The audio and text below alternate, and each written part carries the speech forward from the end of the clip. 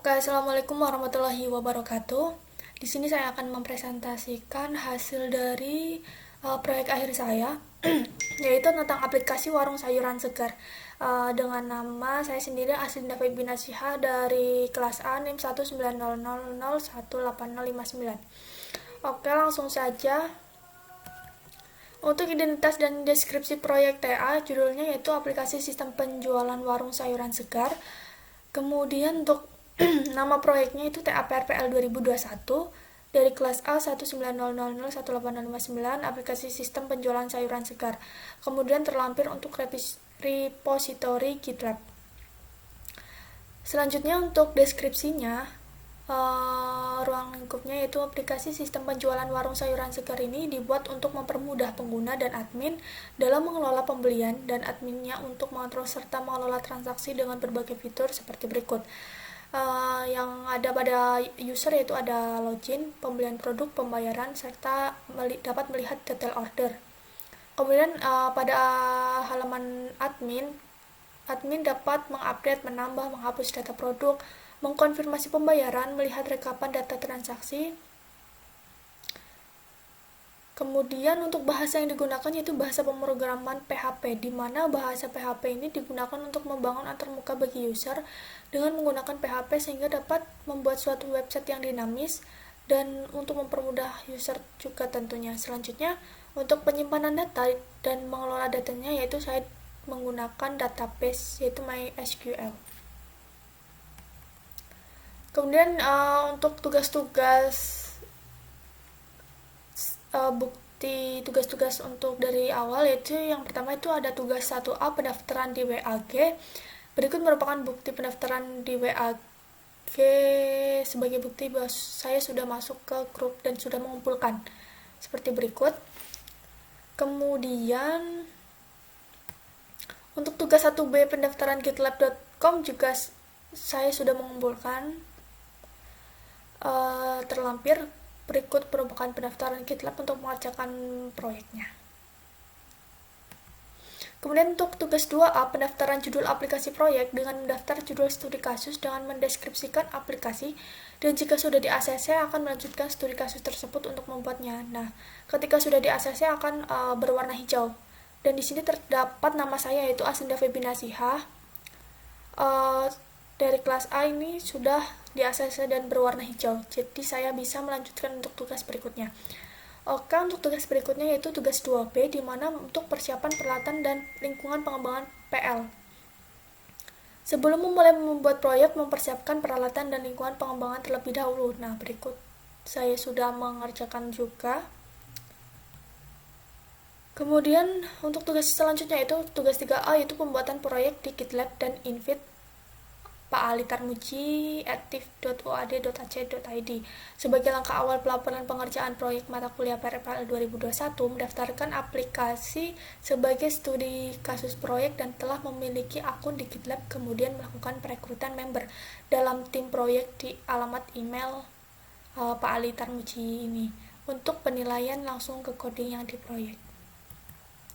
Oke, untuk yang selanjutnya yaitu tugas 3B pemasangan Git client di laptop atau plugin Git di editor. Nah, untuk memudahkan programmer atau developer dalam kolaborasi GitLab untuk memudahkan pengelolaan proyek yang telah dibuat di GitLab, itu menggunakan Git client atau plugin Git di editor. Nah, saya sudah mengumpulkan juga sesuai batas waktunya. Kemudian untuk tugas 4 itu menyusun analisis kebutuhan pengembangan dan rancangan aplikasi, di mana untuk analisis kebutuhan dalam pengembangan perangkat lunak yang dilakukan sesuai dengan studi kasusnya masing-masing. Nah, di sini saya juga sudah mencantumkan semuanya. Kemudian di sini terdapat rancangan antarmuka sebelum dilakukan pengkodean. Nah, di sini saya mendesain halaman awal seperti berikut. Pada tampilan awal website terdapat daftar produk, di mana daftar produk ini menampilkan stok yang masih ada beserta harga. Kemudian selanjutnya ada login. Login ini sebelum memulai berbelanja login terlebih dahulu seperti pada desain berikutnya, berada di sebelah kanan dari pembaca. Jika email dan password yang dimasukkan tidak sesuai, login akan gagal, tetapi jika berhasil akan masuk ke bagian beranda. Oke, untuk selanjutnya beranda atau home sama.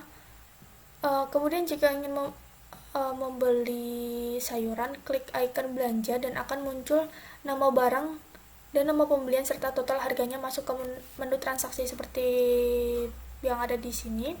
Kemudian untuk transaksi, dalam menu transaksi ini pada halaman sebelumnya pada home jika ingin berbelanja klik menu icon lalu akan terarahkan ke halaman seperti di samping ya, ini di samping. Jika tidak jadi cukup klik icon hapus, dan jika akan melanjutkan ke pembayaran untuk checkout, kemudian akan ternotif permintaan sedang diproses jika sudah tercheckout dan masuk ke transaksi pembayaran jika sudah langsung submit.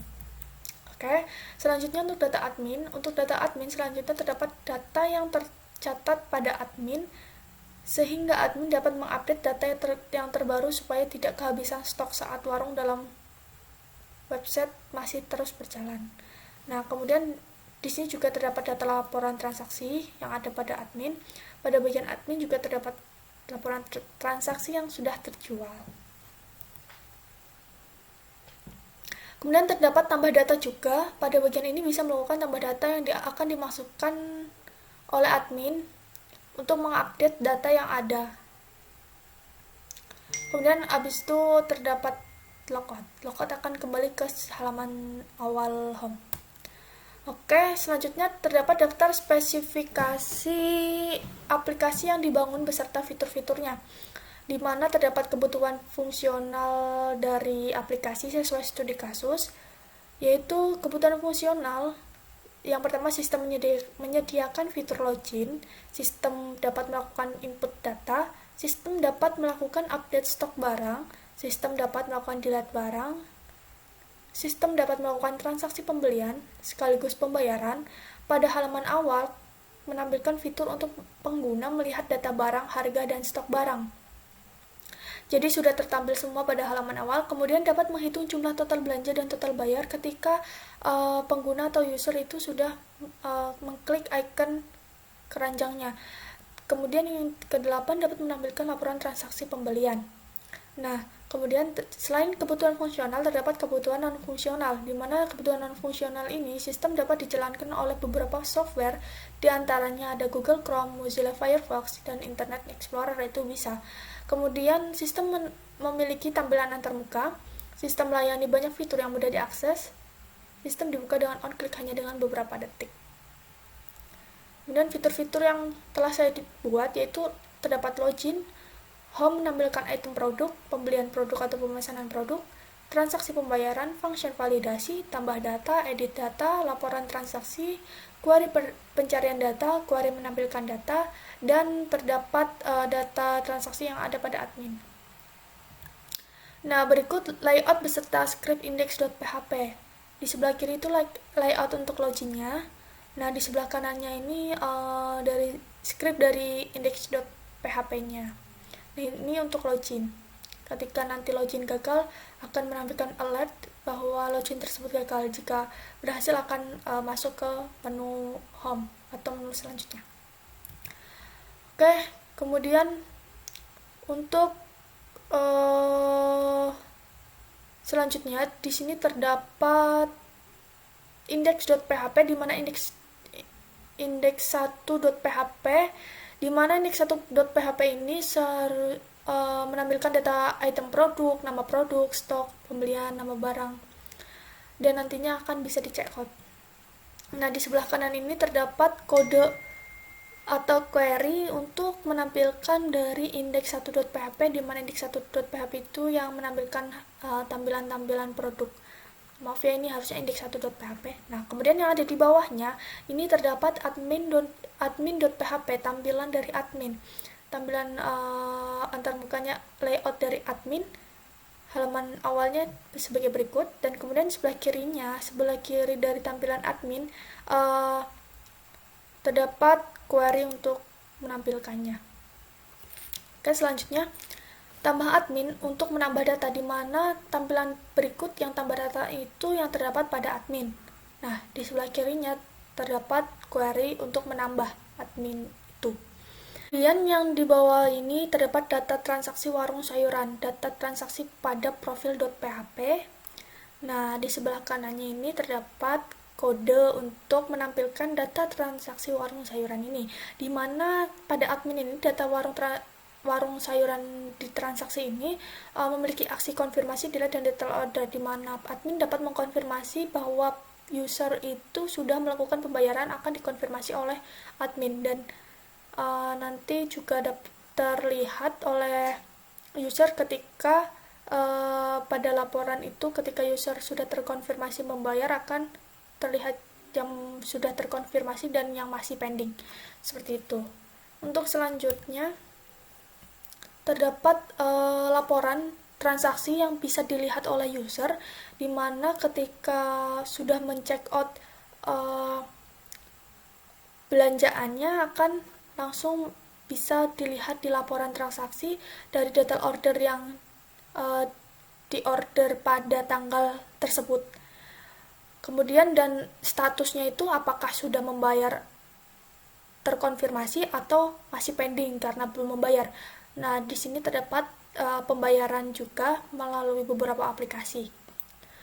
Nah, kemudian di sebelah kanannya ini untuk menampilkan laporan dari transaksi ini. Kemudian yang ada di bawah edit data untuk mengedit yang ada pada admin. Nah, di sebelah kirinya terdapat query-nya atau kode untuk menampilkan edit data ini. Oke, selanjutnya, nah ini untuk status pengunggahan dalam GitLab. Pada awal saya membuat GitLab dan menghapus codingan-codingan yang ada di awal-awal, saya masih bisa menghapus di GitLab. Kemudian setelah di pertengahan, saya mengalami sedikit kendala ketika menghapus kode itu ke GitLab, dan akhirnya saya meminta izin kepada Bapak Ali Tarmuji dan diizinkan kembali untuk membuat proyek baru di GitLab dan menginvite Bapak Ali Tarmuji sebagai member juga, sehingga saya membuat new project di dalam GitLab yang baru. Nah, di sini yang bagian kiri atas itu merupakan awal saya untuk menghapus di GitLab, masih bisa. Kemudian yang sebelah kanan bawah itu juga masih bisa dilakukan push dari Git di laptop saya. Kemudian setelah beberapa codingan ini selesai, ketika saya mau nge-push lagi terkendala, sehingga barulah ke beberapa commit yang ada di kiri bawah ini terdapat commit terakhir dan baru. Yang awal terdapat commit aplikasi warung sayuran, kemudian commit yang bernama terakhir dan commit yang bernama baru, seperti itu. Kemudian ketika pertengahan itu saya mengupload atau menghapus di GitLab itu menjadi satu, karena saya takut ketika mengupload tidak bisa kembali dan harus menginvite lagi. Jadinya saya lebih baik mengupload semuanya, kemudian nanti saya mengupdate kode-kode yang sudah saya perbarui, begitu. Jadi tidak terlalu banyak untuk commit-commit yang ada di GitLab saya. Kemudian, nah untuk analisis pengerjaan proyek, dari tugas 1 ketercapaian pengumpulan 15 hari sebelum deadline tetap on time, sampai tugas 13 saya masih tetap sebelum deadline dan on time sesuai pengerjaan.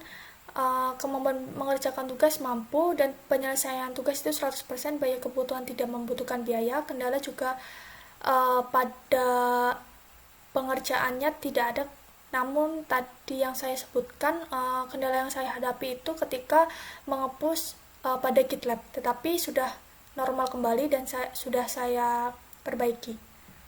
Mungkin itu saja yang bisa dapat saya sampaikan, kurang lebihnya mohon maaf. Wassalamualaikum warahmatullahi wabarakatuh.